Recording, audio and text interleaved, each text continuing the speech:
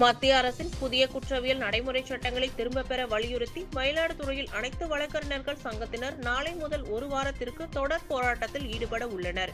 மத்திய அரசு குற்றவியல் நடைமுறை சட்டம், இந்திய தண்டனை சட்டம் ஆகிய சட்டங்களின் பெயர்களை மாற்றுவதுடன் அதில் உள்ள சட்டப்பிரிவுகளையும் மாற்றுவதை கண்டித்தும் அவற்றை நடைமுறைப்படுத்தக் கூடாது என்றும் அவற்றை திரும்பப் பெற கோரியும் தமிழ்நாடு முழுவதும் இன்று ஒரு வாரம் நீதிமன்ற புறக்கணிப்பு செய்து பல்வேறு போராட்டங்களை நடத்த தமிழ்நாடு மற்றும் புதுச்சேரி கீழமை நீதிமன்ற வழக்கறிஞர்கள் சங்க கூட்டு நடவடிக்கை குழு அழைப்பு விடுத்துள்ளது. இதனை ஏற்று மயிலாடுதுறை மாவட்டத்தில் உள்ள மயிலாடுதுறை, சீர்காழி, தரங்கம்பாடி ஆகிய நீதிமன்றங்களில் பணியாற்றி வரும் வழக்கறிஞர்கள் இந்த போராட்டத்தில் பங்கேற்பதாக தெரிவித்துள்ளனர்.